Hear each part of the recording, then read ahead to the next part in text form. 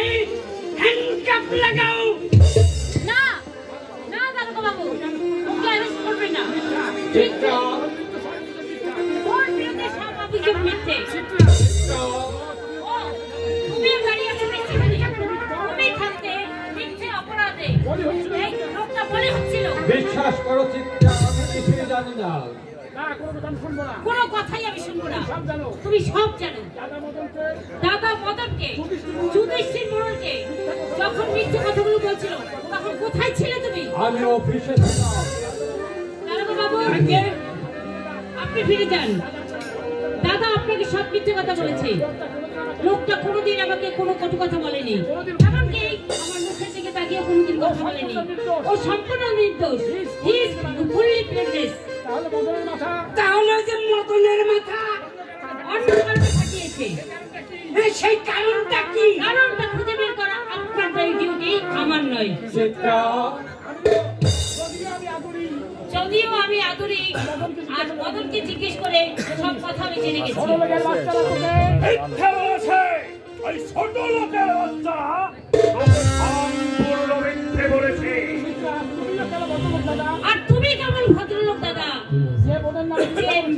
যে নিজের বোনের নামে মিথ্যে কলঙ্ক দিয়ে নির্দোষ একটা লোকের যাওয়ার কাছে পুলিশ নিয়ে দেয়।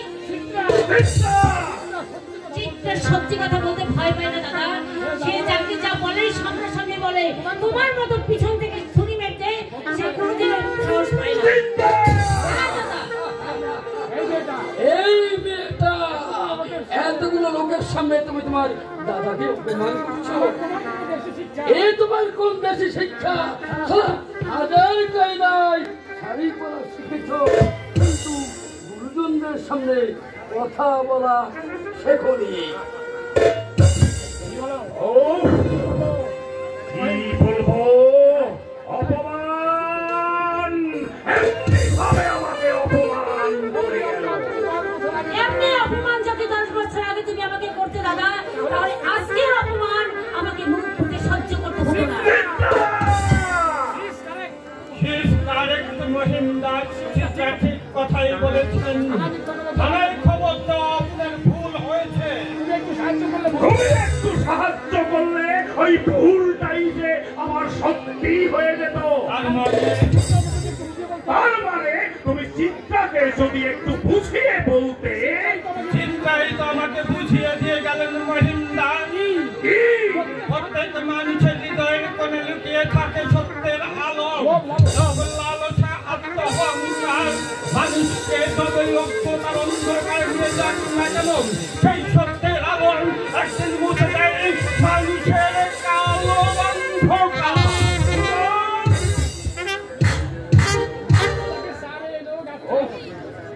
মাছটাকে শেষ পর্যন্ত চার এনেও আমি বর্ষিতে কাটতে পারলাম না।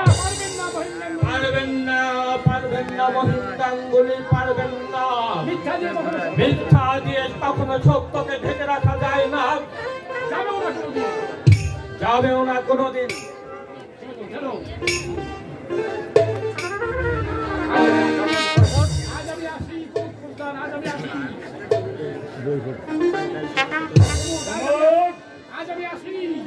আজ আমি আছি।